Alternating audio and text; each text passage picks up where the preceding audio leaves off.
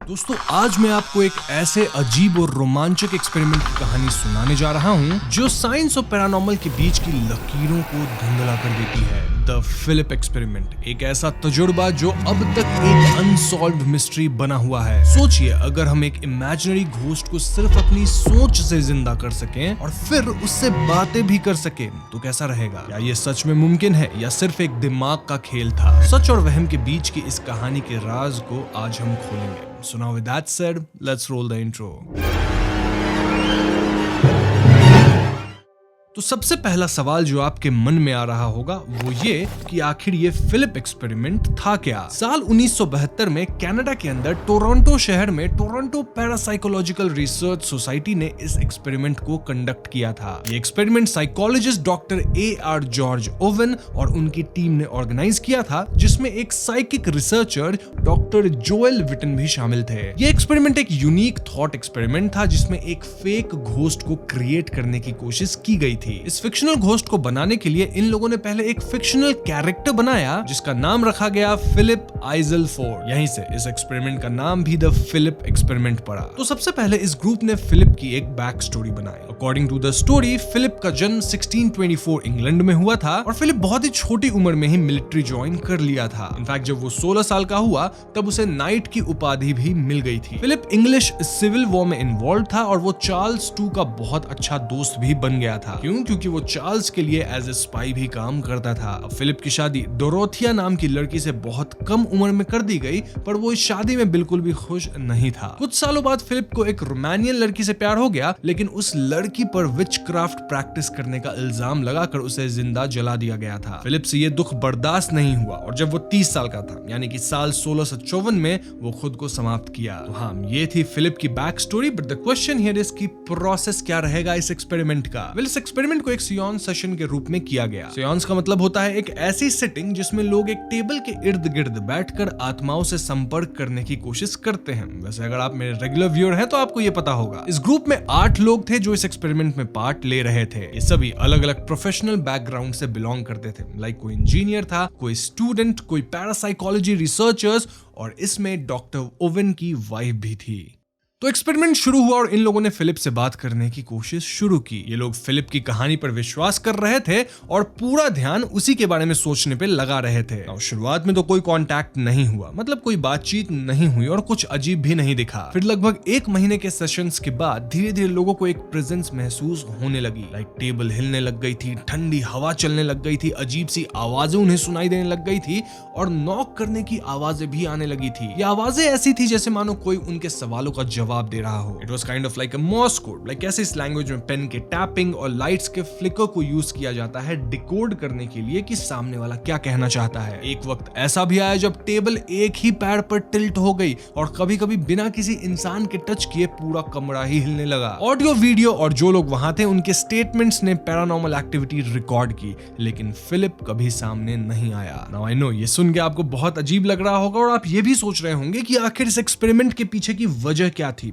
क्यों किया गया था ये एक्सपेरिमेंट। देखो, इस एक्सपेरिमेंट का मेन गोल ये समझना था कि क्या भूत रियल होते हैं या फिर एक सर्टेन एटमॉस्फेयर को क्रिएट करने से हमारी सबकॉन्शियस माइंड खुद ही विजुअल्स और इफेक्ट्स क्रिएट करने लग जाती है। जैसे यहाँ फिलिप की स्टोरी पूरी तरह से बनाई गई थी, बट स्टिल लोगों को पैरानॉर्मल कुछ दिनों बाद फील होने लग गया। साइकोलॉजिस्ट्स का कहना था कि ये एक्सपेरिमेंट आइडियोमोटर फिनोमेनन का एक एग्जांपल हो सकता है। आइडियोमोटर इफेक्ट एक ऐसा साइकोलॉजिकल इफेक्ट है जिसमें हमें लगता है कि कोई चीज मूव कर रही है, मगर असल में हमारा ही सबकॉन्शियस माइंड उसे कंट्रोल कर रहा होता है। Basically this was to prove that ghosts do not exist. और हर एक जो पैरानॉर्मल एक्सपीरियंस होता है लोगों के साथ, वो किसी न किसी तरह का आइडियोमोटर फिनोमेनन ही होता है। अभी तो इस ग्रुप ने पैरानॉर्मल एक्टिविटी को महसूस किया व्हेन इट्स इम्पॉसिबल, क्योंकि फिलिप नाम का कोई तो एग्जिस्ट करता ही नहीं था। सोच के देखो, जो फिलिप एग्जिस्ट नहीं करता है वो भूत कैसे बन सकता है और बुलाने पे कैसे आ सकता है। खुद रिसर्चर्स का कहना यह भी था कि ये एक कलेक्टिव कलेक्टिव सबकॉन्शियस माइंड का प्रभाव हो सकता है। जब एक ग्रुप किसी एक विश्वास को इतनी शक्ति और एनर्जी देता है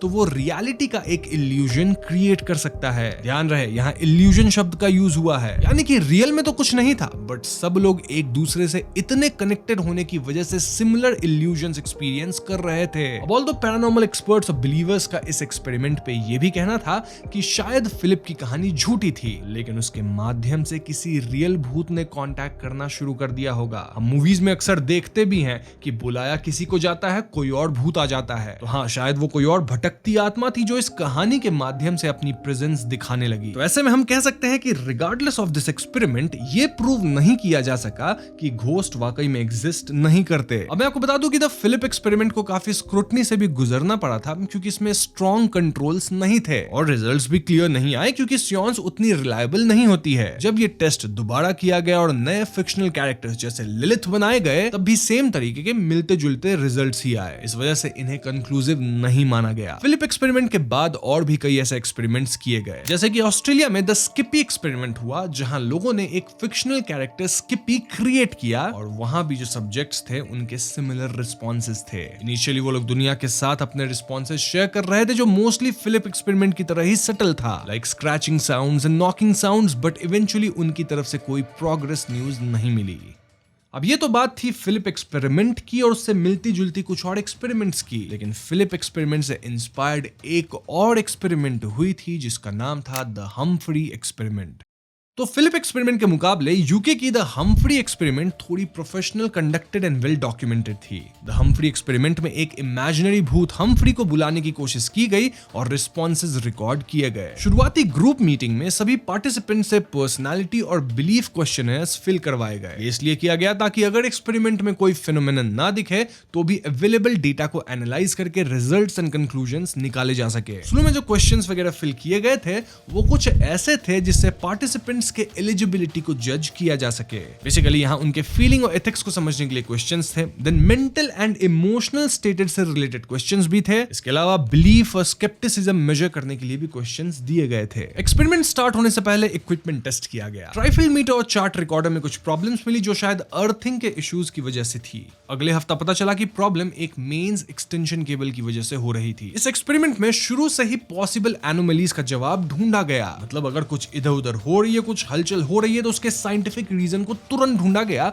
और ऐसे ही ये पार्टिसिपेंट्स बेटर होते गए। ग्रुप की वीडियो रिकॉर्डिंग और फोटोज भी ली गई। And as we all know कि यहाँ एक नए कैरेक्टर को इंट्रोड्यूस किया गया था जो कि थे लेफ्टिनेंट कमांडर हम्फ्री ग्लैडस्टोन। उनके बारे में ऐसा बताया गया कि वो एक अपर क्लास आदमी थे जो कि 1915 और 16 के बीच में ऑक्सफोर्डशायर में पैदा हुए और वो एक एंजेलिकन बिशप के बेटे थे। हम्फ्री ने दूसरे वर्ल्ड वॉर के दौरान नेवी में एक सबमरीन ऑफिसर की तरह सेवा दी। वो एक शादीशुदा आदमी थे जिसके 2 बच्चे थे और पोर्ट्समाउथ में एक मिस्ट्रेस भी थी। वो समुद्र में खो गए थे और अपनी बेटी के बर्थडे पे घर नहीं आ पाए, जो उसके लिए बहुत दुख भरी बात थी। उसकी वाइफ और बेटा ब्लिट्ज में मारे गए और उनकी बेटी बीमार हो गई, लेकिन आज भी जिंदा है। एक्सपेरिमेंट के लिए कई इक्विपमेंट्स भी यूज किए गए थे, जैसे कि temperature gauges, video camera, still cameras, trifield meter, chart recorder वगैरह वगैरह। फिलिप एक्सपेरिमेंट की हिस्ट्री और नेचर को देखते हुए ये सेटिंग्स एक लंबे समय तक चलाने का प्लान किया गया था। पहले 6 महीने तक हर 2 हफ्ते में एक बार ये सेटिंग्स होने वाली थी। अगर फेनोमेनन दिखाई देती है तो सेटिंग्स और भी लंबी चल सकती थी। हर सिटिंग रिकॉर्ड की गई और उसका ट्रांसक्रिप्ट बनाया गया। Humphrey experiment the Philip experiment के कंपैरिजन में बहुत बेटर वे में कंडक्ट किया गया,